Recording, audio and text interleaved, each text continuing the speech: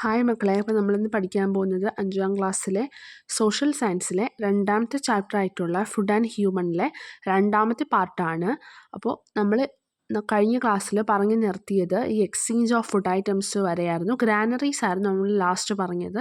അപ്പോൾ ഇന്ന് നമ്മൾ പഠിക്കേണ്ടത് എക്സ്ചേഞ്ച് ഓഫ് ഫുഡ് ഐറ്റംസ് ആണ് ഫസ്റ്റ് പഠിക്കേണ്ടത്. Did early humans simply store excess food items for later use only? Early humans, അതായത് പണ്ടുള്ള മനുഷ്യർ, അവരുടെ ആവശ്യങ്ങൾക്ക് ശേഷം ഭക്ഷണം വെറുതെ സ്റ്റോർ ചെയ്ത് വെക്കുക മാത്രമാണോ ചെയ്തിരുന്നത് എന്നാണ് ചോദ്യം. നമ്മൾ നേരത്തെ പറഞ്ഞായിരുന്നു അവരിങ്ങനെ പോട്ട്സുകളിലെല്ലാം സ്റ്റോർ ചെയ്ത് വെക്കും എന്നെല്ലാം നമ്മൾ പഠിച്ചു. അപ്പോൾ അത് മാത്രമാണോ അവർ ചെയ്യുന്നത്? അല്ല എന്നാണ് പറയുന്നത്. The excess food item was not only stored for later use but also exchanged with those in need. അപ്പോൾ അവർ അവരുടെ ആവശ്യങ്ങൾക്ക് ശേഷം ബാക്കി വന്ന ഭക്ഷണം സ്റ്റോർ ചെയ്യാൻ മാത്രമല്ല, നാളേക്ക് എന്ന് വേണ്ടി മാറ്റിവെക്കുക മാത്രമല്ല ചെയ്തിരുന്നത്, അവരുടെ കയ്യിലുള്ള ഭക്ഷണ സാധനങ്ങൾ മറ്റൊരാൾക്ക് കൊടുത്തതിന് ശേഷം അവരുടെ കയ്യിലുള്ളത് തിരിച്ച് വാങ്ങും. അതിനെയാണ് എന്താണ് എക്സ്ചേഞ്ച് സിസ്റ്റം എന്ന് പറയുന്നത്. പണ്ട് കാലത്ത് ഒരു കാശോ ഒന്നുമില്ല. അപ്പോൾ അതിന് പകരം നമ്മുടെ കയ്യിലുള്ളത് ഒരാൾക്ക് കൊടുക്കും. അപ്പോൾ നമുക്ക് വേണ്ടത് അയാളുടെ കയ്യിലുണ്ടെങ്കിൽ അയാൾ ആ സാധനം നമുക്ക് തരും. അങ്ങനെയായിരുന്നു പണ്ടെല്ലാം ഇങ്ങനെ കാശിന് പകരം ഉപയോഗിച്ചിരുന്നത്.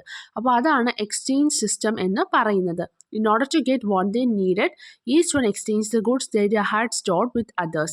അപ്പോൾ നമുക്ക് വേണ്ട ഒരു കാര്യം കിട്ടാനായിട്ട് നമ്മൾ എന്ത് ചെയ്യും? ഒരു സ്ഥലത്ത് പോയിട്ട് അല്ലെങ്കിൽ ഒരാളുടെ കയ്യിൽ പോയിട്ട്, ഇപ്പോൾ കടയിൽ പോയി നമ്മൾ പൈസ കൊടുത്ത് സാധനം വാങ്ങുന്നത് പോലെ പണ്ട് നമ്മളൊരു കടയിൽ പോകുന്നതാണെന്ന് നമുക്ക് ആലോചിക്കാം. എന്നിട്ട് നമ്മളുടെ കയ്യിൽ കുറച്ച് അരിയുണ്ട്, പക്ഷെ നമുക്ക് വേണ്ടത് കുറച്ച് ഗോതമ്പാണെങ്കിലോ, നമ്മൾക്ക് കുറച്ച് അരി ആ കടക്കാരന് കൊടുക്കും. അപ്പോൾ അയാൾ എന്ത് ചെയ്യും? നമുക്ക് അതിന് പകരം ഗോതമ്പ് തരും. അതാണ് എക്സ്ചേഞ്ച് സിസ്റ്റം എന്ന് പറയുന്നത്. Exchange of food items in south India. അപ്പോൾ സൗത്ത് ഇന്ത്യയിലെ എക്സ്ചേഞ്ച് ഓഫ് ഫുഡ് ഐറ്റംസിനെ പറ്റിയാണ്. Literacy works of Sangam age indicate that exchange of food items existed in south India about 1500 years ago. അപ്പോൾ south ഇന്ത്യയിലാണ് നമ്മളെല്ലാവരും ജീവിക്കുന്നത്. കേരളം, തമിഴ്നാടൊക്കെ വരുന്നത് സൗത്ത് ഇന്ത്യയിലാണ്. അപ്പോൾ സൗത്ത് ഇന്ത്യയിൽ എക്സ്ചേഞ്ച് സിസ്റ്റം ഉണ്ടായിരുന്നു എന്ന് നമുക്ക് അന്നത്തെ എഴുത്തുകളിൽ നിന്ന് മനസ്സിലാക്കിയെടുക്കാനായിട്ട് പറ്റും. People in each region exchanged the food they collected with those in other region and received what they needed from them. അപ്പോൾ ഒരു സ്ഥലത്തുള്ളവർ അവർക്ക് വേണ്ട സാധനങ്ങൾ മറ്റൊരു സ്ഥലത്തുള്ളവരുമായിട്ട് എക്സ്ചേഞ്ച് ചെയ്തിരുന്നു. Those who lived in coastal areas exchanged dry fish and salt with those in other areas. അപ്പോൾ കടലിൻ്റെ തീരത്ത് താമസിക്കുന്നവർ എന്ത് ചെയ്തു? മറ്റുള്ളവരിൽ നിന്ന് എങ്ങനെയാണ് സാധനങ്ങൾ വാങ്ങിച്ചിരുന്നത്? അവർക്ക് കൊടുത്തിരുന്നത് എന്താണ്? ഈ കടൽ തീരത്ത് താമസിക്കുന്നവർ ഉണക്കമീനും ഉപ്പുമെല്ലാം നൽകിയിട്ടാണ് അവർക്ക് വേണ്ട സാധനങ്ങൾ തിരിച്ച് വാങ്ങിയിരുന്നത്. Instead other food items and resources from the forest were accepted from others. The people in forest areas exchanged forest resources to those in other areas. ഇനി കാട്ടിൽ താമസിച്ചിരുന്നവർ എന്ത് ചെയ്തു? കാട്ടിനുള്ളിലുള്ളത് മറ്റു സ്ഥലങ്ങളിൽ ജീവിക്കുന്നവരുമായി എക്സ്ചേഞ്ച് ചെയ്തിരുന്നു. The people lived in the plains exchanged their agriculture products with those living in other areas. അപ്പോൾ എന്താണ്, കർഷകർ കൃഷിയിടങ്ങളിൻ്റെ അടുത്ത് ജീവിച്ചിരുന്നവരൊക്കെ എന്ത് ചെയ്തു? മറ്റുള്ളവരുമായിട്ട് അവർ കൃഷി ചെയ്ത് ഉൽപ്പാദിപ്പിച്ച പ്രൊഡക്ട്സാണ് പരസ്പരം എക്സ്ചേഞ്ച് ചെയ്തിരുന്നത്. അടുത്ത system of exchange. Before the introduction of system of coinage there was A practice of exchanging goods with each other. This method of exchange is known as barter system. അപ്പോൾ ബാർട്ടർ സിസ്റ്റം എന്ന് പറഞ്ഞാൽ ഈ exchange system തന്നെയാണ്. അതായത് നമ്മൾ coinage, അതായത് കാശെല്ലാം introduce ചെയ്യുന്നതിന് മുൻപ്, ഇത് നമുക്ക് പണം എന്ന കോൺസെപ്റ്റ് വരുന്നതിന് മുന്നേ, പണമൊക്കെ ഉണ്ടാകുന്നതിന് മുന്നേ എന്താണ് ചെയ്തിരുന്നത്? നമ്മുടെ കയ്യിലുള്ളത് മറ്റൊരാൾക്ക് കൊടുക്കുമ്പോൾ അയാളുടെ കയ്യിലുള്ളത് നമുക്ക് തിരിച്ചു തരും. അപ്പോൾ ആ സിസ്റ്റത്തിനെയാണ് ബാർട്ടർ സിസ്റ്റം അല്ലെങ്കിൽ എക്സ്ചേഞ്ച് സിസ്റ്റം എന്ന് പറഞ്ഞിരുന്നത്. Such exchanges brought out many changes in the society. Exchange of food led to trade and eventually markets were formed. അപ്പോൾ ഇങ്ങനെയുള്ള ഈ എക്സ്ചേഞ്ച് സിസ്റ്റം എന്ന് പറയുന്നത് നമ്മുടെ സമൂഹത്തിൽ ഒരുപാട് മാറ്റങ്ങൾക്ക് കാരണമായി തീർന്നു. ഇങ്ങനെയുള്ള എക്സ്ചേഞ്ച് ഓഫ് ഗുഡ്സ്, പല ചരക്ക് സാധനങ്ങളും ഇങ്ങനെ എക്സ്ചേഞ്ച് ചെയ്യുന്നത്, കൈമാറുന്നത് എന്തിലേക്ക് കാരണമായി തീർന്നു? ട്രേഡിലേക്ക്, കച്ചവടത്തിന് കാരണമായി തീർന്നു. കച്ചവടത്തിന് ശേഷം പിന്നീട് ഇത് എന്തിന് കാരണമായി തീർന്നു? മാർക്കറ്റ്സുകൾക്ക് കാരണമായി തീർന്നു. മാർക്കറ്റ്സ് എന്ന് പറഞ്ഞാൽ എന്താണ്? ചന്തകൾക്ക് കാരണമായി തീർന്നു. Markets were developed in to trading centres. പിന്നെ മാർക്കറ്റ്സ് എന്ന് പറയുന്നത് വലിയ വലിയ കച്ചവട സെൻറ്റേഴ്സായിട്ട് മാറി. അതായത് വലിയ വലിയ ഒരുപാട് കച്ചവടം നടക്കുന്ന സ്ഥലങ്ങളായിട്ട് മാറി. People went to trading centres to buy and sell goods and these gradually developed in to urban centres. അപ്പോൾ എന്താണ് ഈ ട്രേഡിംഗ് സെൻറ്റേഴ്സ് നമ്മൾ കണ്ട ഒരുപാട് കച്ചവടം നടക്കുന്ന സ്ഥലങ്ങൾ പിന്നീട് എന്തായി മാറി? നഗരങ്ങളായി മാറി, അർബൻ സെൻറ്റേഴ്സായി മാറി. അടുത്ത ടേബിൾ നോക്കിയേ. എക്സ്ചേഞ്ച് ഓഫ് ഗുഡ്സ്, സാധനങ്ങളുടെ ചരക്കുകളുടെ എക്സ്ചേഞ്ച് എന്തിന് കാരണമായി? ട്രേഡ്, കച്ചവടത്തിന് കാരണമായി. ട്രേഡ് പിന്നെ എന്തിന് കാരണമായി? മാർക്കറ്റ്സിന് കാരണമായി, ചന്തകൾക്ക് കാരണമായി. മാർക്കറ്റ്സ് പിന്നീട് ട്രേഡിംഗ് സെൻറ്റേഴ്സിന്, കച്ചവടം നടത്തുന്ന ഒരു കൂട്ടം സെൻറ്റേഴ്സിന് കാരണമായി തീർന്നു. ഈ കച്ചവടം നടത്തുന്ന സെൻറ്റേഴ്സ് എല്ലാം പിന്നെ ആയി മാറി? അർബൻ സെൻറ്റേഴ്സായി മാറി, നഗരങ്ങൾ പോലെ ആയി മാറി. അപ്പോൾ ആ ഫ്ലോ ചാർട്ട് എന്തായാലും പഠിക്കുക. Exchange of good, trade, market, trading centres, urban centres. അടുത്ത് നോക്കിയേ. Exchange of food items across lands. അപ്പോൾ ഈ ഫുഡ് ഐറ്റംസ് എക്സ്ചേഞ്ച് ചെയ്തിരുന്നത് ഒരു ഏരിയയിൽ മാത്രമായിരുന്നില്ല, പല പല രാജ്യങ്ങൾ തമ്മിൽ പോലും എന്തുണ്ടായിരുന്നു? ഈ എക്സ്ചേഞ്ച് സിസ്റ്റം ഉണ്ടായിരുന്നു. Since early times we had exchange of goods with distant lands. അപ്പോൾ ദൂരെയുള്ള സ്ഥലങ്ങളുമായി പോലും നമ്മൾ എന്ത് ചെയ്തിരുന്നു? എക്സ്ചേഞ്ച് സിസ്റ്റം ചെയ്തിരുന്നു. ഈ കൈമാറുന്ന സിസ്റ്റം ചെയ്തു വന്നിരുന്നു. അപ്പോൾ ആരുമായിട്ടൊക്കെയാണ് നമ്മൾ പ്രധാനമായിട്ട് എക്സ്ചേഞ്ച് സിസ്റ്റം നടത്തിയിരുന്നത്? Romans, Chinese, the Arab, Persian and Jews. അപ്പോൾ ജൂസും ചൈനീസും അറബും റോമൻസും പേർഷ്യൻസും ഒക്കെ ആയിട്ടാണ് നമ്മൾ കൂടുതലും എക്സ്ചേഞ്ച് സിസ്റ്റം നടത്തിയിരുന്നത്. അപ്പോൾ നമ്മളവിടെ identify the spices in the picture എന്ന് പറഞ്ഞൊരു ക്വസ്റ്റ്യൻ കണ്ടോ? അതായത് ഈ താഴെ തന്നിരിക്കുന്ന സ്പൈസസിനെ മനസ്സിലാക്കാനാണ്. സ്പൈസസ് എന്ന് പറഞ്ഞാൽ എന്താണ്? സുഗന്ധവ്യഞ്ജനങ്ങളെ മനസ്സിലാക്കാനാണ്. അപ്പോൾ എന്തൊക്കെയാണ് അവിടെ ഉള്ളത്? ജിഞ്ചറുണ്ട്, കാർഡമൻ ഉണ്ട്, ഏലക്കയുണ്ട്, അതുപോലെ തന്നെ ബ്ലാക്ക് പെപ്പർ ഉണ്ട്, അങ്ങനെ കുറച്ച് സ്പൈസസ് ആണ് അവിടെ പിക്ചറിലുള്ളത്. ഈ പിക്ചേഴ്സിൽ കാണുന്ന സ്പൈസസ് ഒക്കെ ആയിരുന്നു നമ്മുടെ നാട്ടിൻ്റെ പ്രത്യേകതകൾ. ഇവിടെ മാത്രം ലഭിക്കുന്നവയാണ് ഈ സ്പൈസസ് ഒക്കെ. അപ്പം നമ്മൾ കൂടുതൽ എക്സ്ചേഞ്ച് ചെയ്തിരുന്നത് ഇതൊക്കെ ആയിരുന്നിരിക്കും. ഈ ജൂസിനും അറബ്സിനും ഒന്നും ഈ സ്പൈസസ് ഒന്നും ഇല്ല അവരുടെ നാട്ടിൽ. അപ്പോൾ നമ്മളാണ് ഇത് അവർക്ക് അങ്ങോട്ടേക്ക് എത്തിച്ചു കൊടുത്തത്. എങ്ങനെയാണ് ചെയ്തത്? എക്സ്ചേഞ്ച് സിസ്റ്റം വഴി. അപ്പോൾ നമ്മൾ ഇത് അവർക്ക് കൊടുത്തപ്പോൾ അവർ നമുക്ക് വേണ്ട എന്തെങ്കിലും ഒന്ന് ഇങ്ങോട്ട് തന്നു കാണും. The spices that were exchanged mainly from India with other lands were black pepper, cardamom, ginger, cloves and cinnamon. അപ്പോൾ നമ്മൾ ഈ പറഞ്ഞ സ്പൈസസ് ഒക്കെയാണ് ഇന്ത്യയിൽ നിന്ന് പ്രധാനമായും എക്സ്ചേഞ്ച് സിസ്റ്റം വഴി പുറം രാജ്യങ്ങളിലേക്ക് പോയിരുന്നത്, പുറം നാടുകളിലേക്ക് പോയിരുന്നത്. ബ്ലാക്ക് പെപ്പർ കുരുമുളക്, കാർഡമൻ ഏലക്ക, ജിഞ്ചർ ഇഞ്ചി, ക്ലോവ്സ് ഗ്രാമ്പു, അതുപോലെ തന്നെ സിനമൺ കറുവപ്പട്ട. ഇതൊക്കെയാണ് നമ്മൾ കൂടുതലും എക്സ്ചേഞ്ച് ചെയ്തിരുന്നത്. ബ്ലാക്ക് പെപ്പറിനെ എന്തെന്നാണ് പറഞ്ഞിരുന്നത്? കുരുമുളകിനെ ബ്ലാക്ക് ഗോൾഡ്, കറുത്ത സ്വർണം എന്നാണ് പറഞ്ഞിരുന്നത്. ഇതായിരുന്നു ഈ പുറം രാജ്യങ്ങളിലുള്ളവർക്കും പുറം നാടുകളിലുള്ളവർക്കൊക്കെ ഏറ്റവും ഇഷ്ടപ്പെട്ട സ്പൈസസ് എന്ന് പറയുന്നത്. കറുത്ത സ്വർണം എന്നറിയപ്പെടുന്ന ബ്ലാക്ക് പേപ്പർ ആയിരുന്നു. It was the expansion of trade that led to the expansion of food items between distant lands. അപ്പോൾ കച്ചവടത്തിൻ്റെ വ്യാപിക്കുക എന്നുള്ളതായിരുന്നു. കച്ചവടം ഒരുപാട് സ്ഥലങ്ങളിലേക്ക് വ്യാപിച്ചപ്പോൾ അതെന്തിനും കാരണമായി തീർന്നു? പല രാജ്യങ്ങൾ തമ്മിലും പല ദൂരദേശങ്ങൾ തമ്മിലും അവരുടെ ഫുഡ് ഐറ്റംസ്, അവരുടെ ഭക്ഷണ സാധനങ്ങൾ തമ്മിൽ കൈമാറുന്നതിനുള്ള കാരണമായി മാറി. The pictures of some of the food items that became popular in India as a result of such exchanges are given below. അങ്ങനെ ഇന്ത്യയിൽ ഫേമസ് ആയ കുറച്ച് ഫുഡ് ഐറ്റംസ് ആണ് ഈ താഴെ തന്നിരിക്കുന്നത്. ഫുഡ് ഐറ്റംസ് എല്ലാം എന്ത് വഴി നമുക്ക് കിട്ടിയതാണ്? ഈ എക്സ്ചേഞ്ച് സിസ്റ്റം വഴി നമുക്ക് ലഭിച്ചവരാണ്. ഇതൊന്നും നമ്മുടെ നാട്ടിലുണ്ടായിരുന്നവരല്ല, ഇതെല്ലാം നമുക്ക് എക്സ്ചേഞ്ച് സിസ്റ്റം വഴി ലഭിച്ചവരാണ്. ഫസ്റ്റ് പിക്ചറിൽ നോക്കി, ഗുവ ഉണ്ട്, പേരയ്ക്ക, പപ്പായ, പിന്നെന്താ പൈനാപ്പിൾ, കാഷ്യൂനട്ട്, ടപ്പിയോക്ക കപ്പ, അതുപോലെ തന്നെ പൊട്ടേറ്റോ. അതെല്ലാം നമുക്ക് പുറം രാജ്യങ്ങളിൽ നിന്നും പുറം നാടുകളിൽ നിന്നുമെല്ലാം നമ്മുടെ ഇങ്ങോട്ട് എക്സ്ചേഞ്ച് സിസ്റ്റത്തിൻ്റെ ഭാഗമായി കൊണ്ടുവന്നവയാണ്. അവരൊന്നും നമ്മൾ സ്വന്തമായി ഉണ്ടാക്കിയവരേ അല്ല. അത് നോക്കിയാൽ ഒരു കുഞ്ഞ് ആക്ടിവിറ്റിയാണ്. ഇവിടെ പേരൊക്കെ നമ്മൾ പറഞ്ഞു, ഇവിടെ ഉണ്ടായിരുന്നതല്ല, ഇന്ത്യയിൽ ഉണ്ടായിരുന്നതല്ല, അത് പുറം രാജ്യത്ത് നിന്ന് കൊണ്ടുവന്നതാണ്. അപ്പോൾ ബർത്ത് പ്ലേസ് ഗുവ കൊണ്ടുവന്നത്, പേരയ്ക്ക് കൊണ്ടുവന്നത് മെക്സിക്കോയിൽ നിന്നാണ്. ആപ്പിൾ ഓഫ് ട്രോപ്പിക്സ് എന്നാണ് അതിനെ അറിയപ്പെട്ടിരുന്നത്. ആരാണ് കൊണ്ടുവന്നത്? പോർച്ചുഗീസ് ആണ്. വൈറ്റമിൻ എയും ബിയും സിയും ഇതിൽ ഉൾപ്പെട്ടിട്ടുണ്ട്. അതുപോലെ നിങ്ങൾ ടപ്പിയോക്ക, കപ്പയെ പറ്റി കണ്ടെത്തി എഴുതാനാണ് അവിടെ പറഞ്ഞിരിക്കുന്നത്. അപ്പോൾ അതൊരു ചെറിയൊരു ആക്ടിവിറ്റിയാണ്, നിങ്ങൾ സ്വന്തമായി ചെയ്യേണ്ടതാണ്. Exchanges of food items is going on. In addition to trade, people travel to different parts of world for employment, education, leisure etcetera, making this exchange more wide spread. അപ്പോൾ എന്താണ്, ഫുഡ് ഐറ്റംസ് എക്സ്ചേഞ്ച് ചെയ്യാൻ മാത്രമായിരുന്നില്ല, പിന്നീട് മനുഷ്യർ എന്ത് ചെയ്തത്, പല രാജ്യങ്ങളിലേക്കും പല ദേശങ്ങളിലേക്കും പോയത്. പിന്നെ എന്തിനൊക്കെ കൂടിയായിരുന്നു, വിദ്യാഭ്യാസം നേടുവാനും ജോലി ചെയ്യുവാനും അതുപോലെ തന്നെ എന്താണ്, ഒന്ന് ലോകം ചുറ്റാം എന്നുള്ള നിലയ്ക്കും ഒക്കെയാണ് മനുഷ്യർ വീണ്ടും പല രാജ്യങ്ങളിലേക്കും പല ദേശങ്ങളിലേക്കും പോയിരുന്നത്. അങ്ങനെ അവിടെ നിന്ന് ഒരുപാട് എക്സ്ചേഞ്ച് സിസ്റ്റംസ് ഉണ്ടായി. അവരുടെ നാട്ടിലേക്ക് നമ്മുടെ നാട്ടിലുള്ള പല സാധനങ്ങളും പോവുകയും അവരുടെ നാട്ടിൽ നിന്ന് നമ്മുടെ നാട്ടിലേക്ക് ഒരുപാട് സാധനങ്ങൾ ഇങ്ങോട്ടേക്ക് എത്തുകയും ചെയ്തു എക്സ്ചേഞ്ച് സിസ്റ്റത്തിലൂടെ. അടുത്ത് ഫുഡ് ആൻഡ് ഇനിക്വാളിറ്റി, ഭക്ഷണവും ഇനിക്വാളിറ്റിയും. ഇനിക്വാളിറ്റി എന്ന് പറഞ്ഞാൽ എന്താണ്, അസമത്വം. അസമത്വം എന്ന് പറഞ്ഞാൽ എല്ലാവരെയും ഒരുപോലെ കാണാത്തതിനെയാണ് ഇനിക്വാളിറ്റി എന്ന് പറയുന്നത്, അസമത്വം എന്ന് പറയുന്നത്. അതായത് പാവപ്പെട്ടവൻ പണക്കാരൻ, ഉയർന്ന ജാതിയിലുള്ളവൻ താഴ്ന്ന ജാതിയിലുള്ളവൻ എന്നെല്ലാം പണ്ട് നിലനിന്നിരുന്നു. അതിനെയാണ് എന്തെന്ന് പറയുന്നത്, ഇനിക്വാളിറ്റി എന്ന് പറയുന്നത്. There were various type of inequalities in our country. നമ്മുടെ രാജ്യത്തും പലതരം അസമത്വങ്ങൾ ഉണ്ടായിരുന്നു.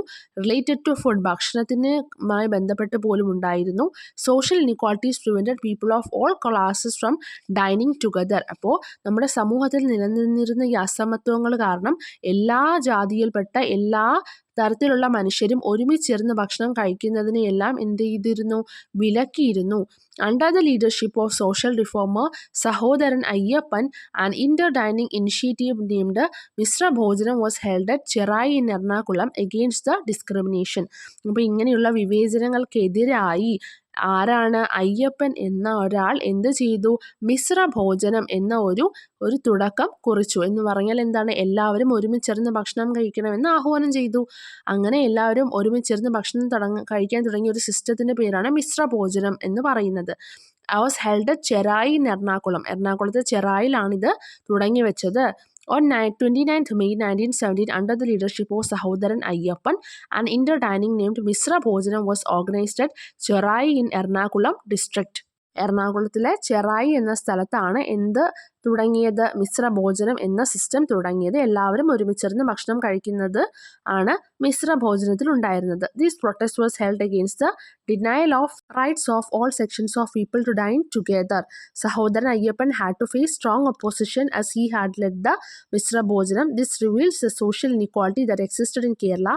Caste system was the cause of this inequality. അപ്പോൾ ഓരോ ജാതിയിലുള്ള മനുഷ്യർ മാത്രം ഒരുമിച്ചിരുന്ന് ഭക്ഷണം കഴിക്കുക എന്നുള്ളതായിരുന്നു പഴയ രീതി എന്ന് പറയുന്നത്. അപ്പോൾ അതിൽ നിന്ന് മാറി എല്ലാ മനുഷ്യരും എല്ലാ മനുഷ്യരുടെയും അവകാശങ്ങൾ കൂടിയാണ് ഒരുമിച്ചിരുന്ന് ഭക്ഷണം കഴിക്കുക എന്നത് ആഹ്വാനം ചെയ്ത വ്യക്തിയാണ് ആര്, സഹോദരൻ അയ്യപ്പൻ. അങ്ങനെ തുടങ്ങിയ ഒരു ഇനിഷ്യേറ്റീവിൻ്റെ പേരാണ് മിശ്ര ഭോജനം.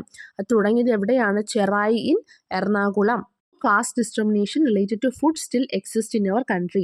അപ്പോൾ ഭക്ഷണവുമായി ബന്ധപ്പെട്ട ജാതീയ വേർതിരിവ് ഇന്നും നിലനിൽക്കുന്നുണ്ടോ എന്നുള്ളതാണ് ചോദ്യം. ഉണ്ടോ എന്ന് ചോദിച്ചാൽ ഉണ്ട് എന്ന് തന്നെ പറയേണ്ടി വരും. കാരണം നമ്മുടെ സമൂഹത്തിൽ നമ്മൾ കാണുന്നതാണ് ഈ അസമത്വങ്ങളെന്നും എന്താണ് പൂർണ്ണമായും നമുക്ക് മാറി എന്ന് പറയാനായിട്ട് പറ്റില്ല. അതായത് എല്ലാ അസമത്വങ്ങളും മാറി, എല്ലാവരെയും നമ്മൾ ഒരുപോലെയാണ് കാണുന്നത് എന്നൊന്നും നമുക്ക് ഇന്നും പറയാനായിട്ട് പറ്റില്ല. പക്ഷെ എന്തായാലും നിയമം അത് വിലക്കിയിരിക്കുകയാണ്. അതായത് അസമത്വമോടെ പെരുമാറുക എന്നുള്ളത് വിലക്കിയിരിക്കുകയാണ്. എല്ലാവരും സമത്വമായുള്ള പെരുമാറ്റമാണ് എല്ലാവരോടും കാണിക്കേണ്ടതെന്നാണ് നമ്മുടെ രാജ്യത്തെ നിയമം പറയുന്നത്. Not only social but economic discrimination also pose a challenge to equality in food distribution. അപ്പോൾ എന്താണ്, ഈ ജാതീയ വേർതിരിവ് മാത്രമല്ല നമ്മുടെ സമൂഹത്തിൽ നിലനിർന്നത്, പിന്നെയോ എക്കണോമിക് ഡിസ്ക്രിമിനേഷൻ എന്ന് പറഞ്ഞാൽ എന്താണ്, സാമ്പത്തികമായ വേർതിരിവ്, പണക്കാരൻ പാവപ്പെട്ടവൻ എന്നുള്ളത് അവർ കഴിക്കുന്ന ഭക്ഷണത്തെയും ബാധിച്ചിരുന്നു. Limbs of starvation. അപ്പോൾ പട്ടിണിയെ പറ്റിയുള്ള കുറച്ച് വാർത്തകളാണ്. ക്ലൈമറ്റ് ചേഞ്ച് വന്നു, കാലാവസ്ഥ മാറി, അപ്പോൾ എന്തു പറ്റി, പട്ടിണി ഉണ്ടായി എന്നും അതുപോലെ എന്താണ് ഹംഗ്രി ചിൽഡ്രൻ ആർ ക്രൈയിങ്, വിശന്ന കുഞ്ഞു മക്കൾ എന്ത് ചെയ്യുന്നു, കരയുകയാണ്. Heavy starvation in Syria. സിറിയയിൽ അങ്ങേയറ്റം ബുദ്ധിമുട്ടായ ഒരു പട്ടിണി നടക്കുകയാണ് എന്നെല്ലാം പറഞ്ഞുള്ള ന്യൂസ് റിപ്പോർട്ടിലാണ് നമ്മൾ കണ്ടത്. ഉക്രൈനിൽ യുദ്ധമുണ്ടായ സമയത്തും എന്ത് പറ്റി, പട്ടിണി തന്നെയായിരുന്നു അവിടെ ഉണ്ടായിരുന്നത്. അതുപോലെ തന്നെ വരൾച്ച ഉണ്ടായിരുന്നാലും പട്ടിണിയാവുകയാണ് ചെയ്യുന്നത്. അപ്പോൾ നമുക്കിതിൽ നിന്ന് എന്ത് മനസ്സിലായി? ഇന്നും എന്തുണ്ട്? പട്ടിണി എന്ന് പറയുന്നത് ഇന്നും നമ്മുടെ ലോകത്ത് നിന്ന് പൂർണ്ണമായി മാറിയിട്ടില്ല. ഇന്നും ലോകത്തിലെ ആരോ എവിടെയോ പട്ടിണി കിടക്കുകയാണ്. Food that is necessary to maintain health is the right of every human being, but there are thousands in many parts of the world without even a single meal to sustain life. Climate changes, war, unemployment, etc. cause poverty and starvation. അപ്പോൾ നമ്മുടെ ആരോഗ്യം നിലനിർത്തുന്നതിന് വേണ്ടിയുള്ള ഭക്ഷണം എന്ന് പറയുന്നത് ഓരോ മനുഷ്യൻ്റെയും അവകാശങ്ങളാണ്. അതുകൊണ്ടാണ് നമുക്ക് ഗവൺമെൻറ് റേഷൻ സംവിധാനമെല്ലാം വെച്ചിരിക്കുന്നത്, ആരും പട്ടിണി കിടക്കാൻ വേണ്ടി. എന്നാൽ ഇതൊന്നും ഇല്ലാത്ത സ്ഥലങ്ങളും ഉണ്ട്, ഈ റേഷനൊന്നും കിട്ടാത്ത രാജ്യങ്ങളും ഉണ്ട്. അപ്പോൾ അവർക്ക് എന്താണ് പറ്റുക? അവരെല്ലാവരും പട്ടിണി ഇന്നും മാറാതെ അവരുടെ കൂട്ടി തന്നെ ഉണ്ട്. അപ്പോൾ അതുപോലെ തന്നെ ക്ലൈമറ്റ് ചേഞ്ചസ് ഉണ്ടായിരുന്നാലും, കാലാവസ്ഥ വ്യത്യാസം ഉണ്ടായിരുന്നാലും, യുദ്ധങ്ങൾ ഉണ്ടായിരുന്നാലും, അതുപോലെ അൺഎംപ്ലോയ്മെൻറ്റ്, ജോലിയില്ലാത്ത അവസ്ഥ ഉണ്ടായിരുന്നാലും എല്ലാം എന്തിന് കാരണമായി തീരും? പട്ടിണിക്ക് കാരണമായി തീരും. Famine in Bengal. Famine in Bengal എന്ന് പറഞ്ഞാൽ ബംഗാളിലെ പ്രധാനപ്പെട്ട ജോലി എന്ന് പറയുന്നത് തന്നെ കൃഷിയായിരുന്നു. അവിടുത്തെ മനുഷ്യർ ജീവിച്ചു പോകുന്നത് കൃഷി കൊണ്ടാണ്. പക്ഷേ എന്ത് പറ്റി? ഒരു വലിയ കൊടുങ്കാറ്റ് വന്നപ്പോൾ അവരുടെ കൃഷിയെല്ലാം നശിച്ചു പോയി. അവരുടെ പാഡി എന്ന് പറഞ്ഞാൽ എന്താണ്? അരി തന്നെയാണ്, നെൽകൃഷിയെല്ലാം നഷ്ടപ്പെട്ടു പോയി. ഏകദേശം 30 ലക്ഷം പേരാണ് അവിടെ അന്ന് പട്ടിണി കിടന്നത്. സ്റ്റാർവേഷൻ എന്താണ്? പട്ടിണിയും മറ്റു ബുദ്ധിമുട്ടുകളും അന്ന് അനുഭവിച്ചവർ. അതൊരു പിക്ചറിലാണ് ഇവിടെ തന്നിരിക്കുന്നത്. അതായത് ഭക്ഷണം കാത്തു കിടക്കുന്ന മനുഷ്യരെയാണ് കാണുന്നത്. ബംഗാളിൽ അന്ന് ഈ ചുഴലിക്കാറ്റുണ്ടായ സമയത്ത് ഭക്ഷണത്തിന് വേണ്ടി കാത്തു കിടക്കുന്ന മനുഷ്യരെയാണ് നമ്മൾ കാണുന്നത്. പട്ടിണിക്ക് മറ്റൊരു കാരണമെന്ന് പറയുന്നത് പാവപ്പെട്ടവൻ പണക്കാരൻ എന്ന വേർതിരിവ് കൂടിയാണ്.